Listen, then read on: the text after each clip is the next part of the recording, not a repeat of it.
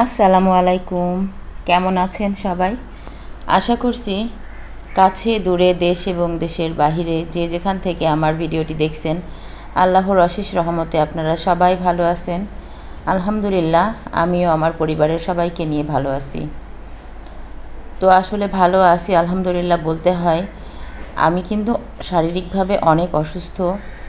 প্রচুর পরিমাণে ঠান্ডা, কাশি, জ্বর, মাথা যন্ত্রণা এবং সমস্ত শরীর পুরো ব্যথা। মনে হচ্ছে যে আর বোধহয় বাঁচব না, এমন একটা অবস্থা। তো আসলে ইদানিং মনটা ছোট হয়ে গেছে, কেন জানি না। কিছু হইলেই মনে হয় যে আর বোধহয় বাঁচব না, এবারই হয়তো দুনিয়ার মায়া ত্যাগ করে চলে যেতে হবে। তো আসলে সবারই যেতে হবে, আজ না হয় কাল। এটা নিয়ে এত বেশি কিছু ভাবার মতো নাই, যাতে চলে যেতে হবে এটাই বাস্তব মেনে নিতে হবে। আর পরপারে যে যেন ভালোভাবে থাকতে পারি সেরকম কিছু দুনিয়ায় করে যেতে হবে, এটাই আর কি। সকালে কিন্তু রুটি তৈরি করে নিয়েছিলাম, আর আগের দিনের তরকারি ছিল, মাংসও ছিল, একটু চা করে নিয়েছিলাম, সেটা দিয়েই সকালের নাস্তাটা কমপ্লিট হয়ে গেছে। তারপর কিন্তু আমি এই সকাল সকাল আবার দুপুরে রান্নায় চলে এসেছি, কারণ আপনাদের ভাইয়া বাসায় আছে। যদিও বা আমি তাকে ঠিকমতো সকাল সকাল খাবারটা দিতে পারি নাই, কারণ হচ্ছে সে বাসায় থাকলে প্রচুর পরিমাণে কাজে ব্যস্ত হয়ে পড়ে, কাজ না থাকলেও সে কাজ খুঁজে খুঁজে বের করে নেয়। তো যাই হোক, এই যে লাউ রান্না খেয়েছে আগের দিন, তার খুব মজা লেগেছিল, যার কারণে আজকে আবার লাউ খেতে চেয়েছে। তো আমি লাউ রান্না করেছি চিংড়ি মাছ দিয়ে, আর ওখানে কিছু রুই মাছও দিয়ে দিয়েছি, কারণ বাবু হচ্ছে যে বলছিল আম্মু চিংড়ি মাছ খাবো না, আপনাদের ভাইয়াও খেতে চাচ্ছিল না, যার কারণে ওখানে একটু রুই মাছও অ্যাড করে দিয়েছিলাম। তারপর দুপুরে কিন্তু লাল শাক ভাজি করেছিলাম আর লাউ রান্না করেছিলাম, এটা দিয়েই খাওয়া হয়েছে। দুপুরে খাবার খাইতে খাইতেই আপনাদের ভাইয়া বলছিল যে আজকে রাতে আবার কি একটু রান্না করতে পারবা? তো আমি বলতেছি যে কেন? তো সে বলতেছে যে আজকে রাতে একটু পোলাও মাংস আবার রান্না করো। তো ঠিক আছে, সে তো কখনোই কিছু খেতে চায় না। আমার মনে অনেক বড় আফসোস, অনেক বড় কষ্ট যে আমার হাজব্যান্ড, সে মানে কোনো খাবারেই তার আগ্রহ নাই। খাবারটা সে খুব কম পছন্দ করে, মানে পছন্দ করে বলতে আসলে সে খাবারের জন্য কখনো বায়না করে না যে আজকে এটা রান্না করে খাওয়াও, কালকে সেটা রান্না করে খাওয়াও, এই পিঠা বানাও, ওটা বানাও, সেটা বানাও। আছে না অনেক হাজব্যান্ডরা ওয়াইফদের কাছে অনেক আবদার করে যে এটা রান্না করো, ওটা রান্না করো, কিন্তু আমার হাজব্যান্ড তেমন না। তাকে যা দিবেন সে তাই পছন্দ করে খাবে, ভালো করে মানে ভক্তি করে খাবে, এবং বেশিরভাগ সময় দেখা যায় যে মাছ মাংস থেকে সবজিটা বেশি পছন্দ করে। তো এই যে একটু বাইরে গেছিলো, যে টাটকা টাটকা সবজি নিয়ে আসছে, তো এখান থেকেই আমি আবার লাউটা রান্না করেছি, কিছু শাকও রান্না করে নিয়েছি দুপুরে, আর বাজার গুছিয়ে নিয়েছিলাম। পরবর্তীতে রাতে আমি কিন্তু আবারও চুলার কাছে চলে এসেছি, কারণ ওই যে সে মুখ ফুটে বলেছে যে আজকে একটু পোলাও মাংস রান্না করবা রাতে। তো আমি আবারও রাতে চলে এসেছি, আর হচ্ছে সেই প্যারিস মুরগিটাই আর কি অনেকটা তো ছিল, যার কারণে আজকেও আবার একটু রান্না করেছি, এখনও অনেক আছে। তো প্যারিস মুরগির কলিজাটা আমি আলাদা করে রেখেছিলাম। কলিজাটা মনে হলো কি যে একদম গরু বা খাসির মাংসের মতো। একটা মুরগির কলিজাটা মনে হচ্ছে যে না হইলেও 250 গ্রামের উপরে হবে, তারও বেশি হইতে পারে, আমি অনুমান করে বললাম আর কি। তো যাই হোক, রাতে আমি সন্ধ্যার পরে আর কি চলে আসছি আবার রান্নাঘরে। তো ওদিকে মাংসটা সুন্দর করে কষিয়ে প্রেসারে বসিয়ে দিয়েছি, আর এদিকে হচ্ছে যে পোলাওর চালটা সুন্দর করে ভেজে নিয়ে তারপর একটু গরম পানি অ্যাড করে দিলাম, দিয়ে এখানে শুধুই পোলাও আর মাংস রান্না করব, আর কিছুই রান্না করব না। এখানে শুধু আজকে দুপুরের খাবার তো অনেকটা থেকে গেছে, ওগুলো সব গরম করে করে তারপর ঠান্ডা করে ফ্রিজে উঠাই দিয়েছি। আর এই যে রাতের খাবার, এটা হচ্ছে যে রাতেই খাওয়া হবে। যশোরে কিন্তু আবারও প্রচণ্ড পরিমাণে গরম পড়েছে, আর এই যে গরম পড়লো, কিছুদিন আগে ছিল এমন গরম, মাঝখানে পড়ে একটু বৃষ্টি হয়ে কিন্তু আবারও অনেক ঠান্ডা পড়ে গেছিলো, তারপর আবারও গরম শুরু হয়েছে। তো এইরকম ঠান্ডা গরমে ওয়েদারটা এমন, আর প্রচণ্ড পরিমাণে মানুষের রোগব্যাধি হচ্ছে, জ্বর ঠান্ডা কাশি কমন হয়ে গেছে, সবার ঘরে ঘরেই দেখতেছি আছে। তো আমি যখন রান্না করতেছিলাম, রান্নার ফাঁকে আমার মেয়ে কিন্তু ওই পাশে ও কেকটা রেডি করে নিচ্ছিল বাবুর। তো তার রান্নার ফাঁকে ফাঁকে এসে আমি আবার একটু ভিডিও করে নিচ্ছিলাম যে দেখি ও কী করতেছে। তো কেকটা কিন্তু মাশাল্লাহ আমরা অনেক সুন্দর বানাই, যদিও বা মেয়ে এখন সামনে ইন্টারমিডিয়েট পরীক্ষা, ফার্স্ট ইয়ারের ফাইনাল পরীক্ষা, তারপর সেকেন্ড ইয়ারে উঠে যাবে, যার কারণে ওকে আমি বেশি মানে রেগুলার হতে দিচ্ছি না এটাতে। ও মাশাল্লাহ অনেক সুন্দর কেক বানায়, শুধু মেয়ে না, আমার ছেলেটাও মাশাআল্লাহ অনেক সুন্দর কেক বানায় এবং বেশ কিছু অর্ডারও আমরা এর মধ্যে নিয়েছি। আমি ওদেরকে শিখিয়ে দিয়েছিলাম, তো এখন দেখি কি যে ওরা আমার থেকে অনেক ভালো শিখে গেছে। আসলে যে কোনো কাজ হচ্ছে চর্চার কাছে, চর্চা থাকলেই প্রত্যেকটা কাজ সুন্দর হবে। তো কেকটাও রেডি করতেছে আর আমি এদিকে রান্না করতেছিলাম। তো এই যে ফার্স্টে সিরাম দিয়ে তারপর হচ্ছে একটা লেয়ার ক্রিম দিয়ে তারপর ফ্রিজে রেখে দিয়ে এরপরে হচ্ছে যে ফাইনালটা আর কি পরে আবার দিবে। তো কেকটা যে এত মজা হয়েছিল। আর আজকে দেখলাম ও সিরামটা একটু অন্যরকম করে দিয়েছে, মানে শুধু তো চিনি পানি দিয়েই সিরামটা তৈরি করা হয়। আর আজকে দেখলাম ও এর সাথে একটু ভিভোর হুইপড ক্রিমও মিক্সড করে দিয়েছে। তো এটার দেওয়ার কারণে দেখলাম যে টেস্টটা আরও বেশি এসেছে। তো আমরা যেমন রান্না করতে গেলে মানে রান্নায় একটু ব্যতিক্রম স্বাদ আনার জন্য বিভিন্ন ধরনের উপকরণ দিয়ে ট্রাই করে দেখি যে কেমন হয় দেখি, বা রান্নাটা একটু ব্যতিক্রমভাবে করার চেষ্টা করি। তো আমার মেয়েও সে মানে কাজ করতে করতে সেও পারফেক্ট হয়ে গেছে এখন, যার কারণে ও নিজেই ওর মনের মতো করে ট্রাই করে দেখতেছে যে কেমন হয়। তো যাক, মাশাআল্লাহ, দোয়া রইল মেয়েটার জন্য যে ও কাজটা শিখে রাখুক। আপনারা জানি না কে কী ভাবছেন, তো কাজ কিন্তু কোনোটাই ছোট না। আমার কাছে মনে হয় যে শুধু ব্যবসা করার জন্য যে কাজ করতে হবে বা শিখতে হবে এমন কিছু না। আমার একটা কাজের যোগ্যতা আছে, গুণ আছে, এটাই আমি মনে করি যে অনেক কিছু। তো কাজের গুণটা থাকা অনেক ভালো, অন্যের জন্য না হোক নিজের জন্য হলেও নিজেকে অনেক গুণে গুণান্বিত করে তোলা উচিত বলে আমি মনে করি। তো যাই হোক, কেকটা কিন্তু হয়ে গেছে রেডি করা, আর এই যে হলো ফাইনাল লুক। তো কেক রেডি করে কিন্তু ফ্রিজে রেখে দিয়েছে। তারপরে আমরা রাতের খাবারটা খাওয়ার জন্য রেডি করেছি, যে রাতের খাবারটা খেয়ে নিব। তো রাতের খাবারটা যেহেতু গরম গরম রান্না করেছি, এই জন্য গরম গরমই আগে খাওয়ার জন্য রেডি করে দিলাম। আর এই যে সিম্পলি খাবার বললাম না, রাতে শুধুমাত্র পোলাও মাংসই করব, আর কিছু না। তো সাথে হচ্ছে একটু সালাদ করে নিয়েছি, আর এই যে পোলাও মাংস, এটা দিয়েই রাতের খাবার খাওয়া হচ্ছে। আর বাবুর জন্য কেক তো আমরা আসলে ওই দিন কিছুই করি নাই, রান্নাবান্নাও ওই দিন কিছুই করি নাই, মানে ভালো কোনো খাবার রান্না করি নাই, কিছুই তেমন আইটেম কিছুই করেছিলাম না। তো আজকে কিন্তু কেকটাও তৈরি করেছি। আর আপনাদের ভাইয়াও মানে কি মনে হলো যে সেও বলল একটু খাইতে চাইছে হচ্ছে পোলাও মাংস, তো ওর জন্য আর কি একটু পোলাও মাংস রান্না করে দিলাম। তো সবাই খাওয়া দাওয়া করে নিলাম। তারপরে কিন্তু এই যে কেক কাটার সময়, তো আপনাদের ভাইয়া তো বাবুর জন্য একটা ড্রেস নিয়ে আসছে। তো আমার নিঙ্কু বাবু, ওই যে নিঙ্কু বাবুটাকে এখন কিন্তু ড্রেসটা পরিয়ে দিয়েছি সুন্দর করে, দিয়ে তারপর কেকটা কাটার জন্য ওকে বসিয়েছি। তো ও যে কি পরিমাণে ব্যস্ত হয়ে গেছে কেকটা কাটার জন্য, মানে ওর ধৈর্যেই কুলাচ্ছে না, ওর এত অধৈর্য ও, মানে আস্তে আস্তে আজকে তো ওর বয়স 2 বছর 2 দিন হয়ে গেল, 2 বছর, হ্যাঁ 2 দিন হয়ে গেল।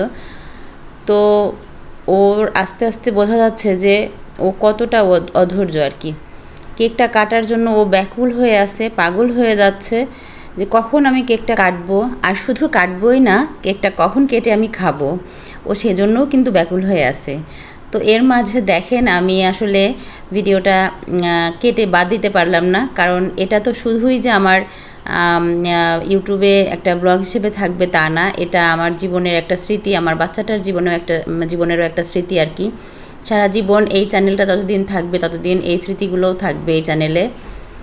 তো স্মৃতি করে রাখার জন্যই কিন্তু এই ভিডিওটা আমি কেটে বাদ দেইনি।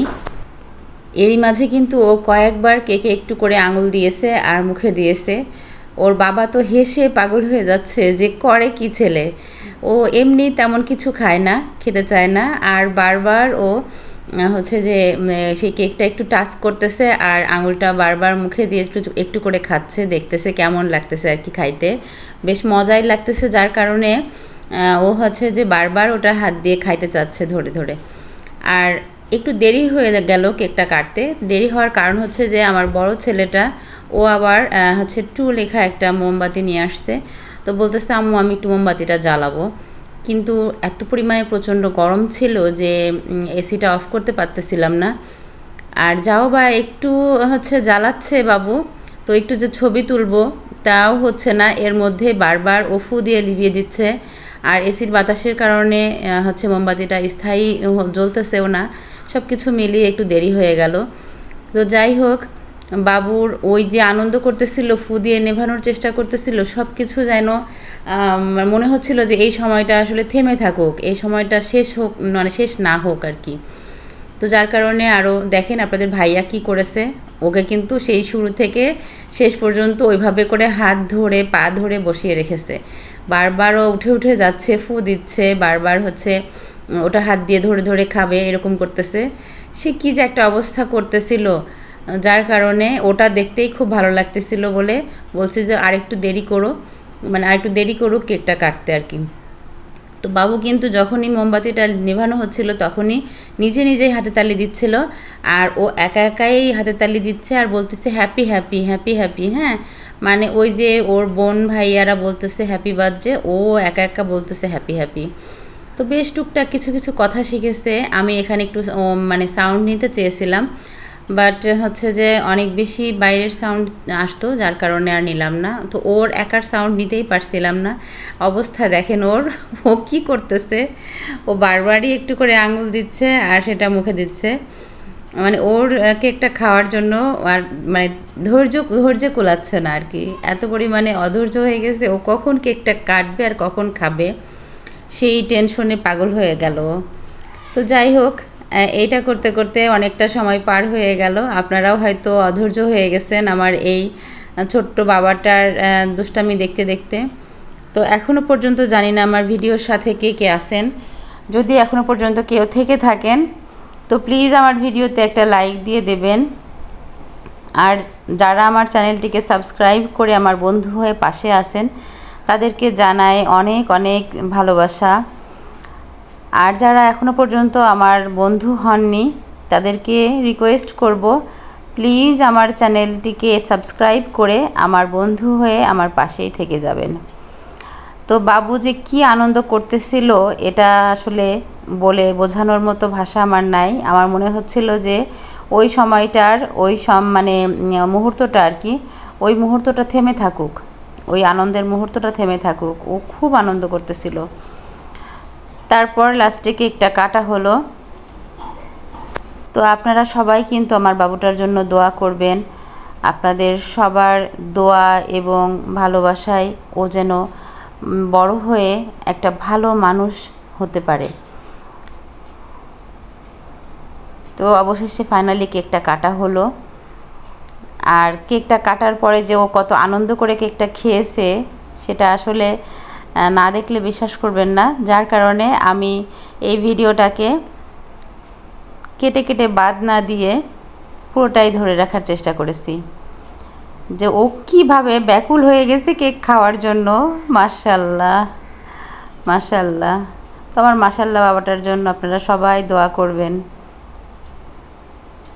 ও কিন্তু কাউকে খেতে দিবে না, ও নিজেই খাবে। হ্যাঁ, কাউকে খেতে দিবে না এটা বলা ঠিক হয়নি, মানে ও সবাই খাচ্ছে, ওটা ওর খুব একটা ধৈর্যে আর কি কুলাচ্ছে না, ওর একাই খাবে। আমার বাবুটা যে এত কেক লাভার এটা কিন্তু আমি আগে বুঝি নাই, কারণ ওকে তো আসলে বেশি ক্রিমের খাবার তেমন দেইনি আগে।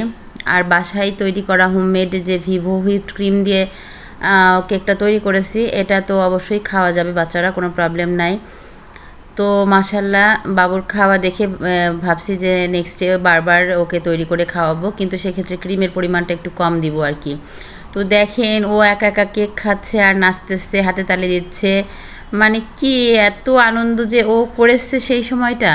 তো আমি কিভাবে এই ভিডিওটা কেটে বাদ দিব বলেন তো? এই ভিডিওটা আমি কিছুতেই কেটে বাদ দিতে পারতেছি না, যে এইটুকু স্মৃতি আমি ধরে রাখতে চাই আমার ভিডিওতে। আর বাবু কেনই বা না খাবে বলেন তো? কেকটা আসলেই এত মজা হয়েছিল, এত মজা হয়েছিল যে এই পুরো একটা কেক কিন্তু আমরা জায়গায় বসেই সবাই খেয়ে নিয়েছি। সবাই বলতে দেখেন কয়জন, আমরা 4-5 জন, এখানে প্রায় 2-2.5 পাউন্ডের একটা কেক হবে।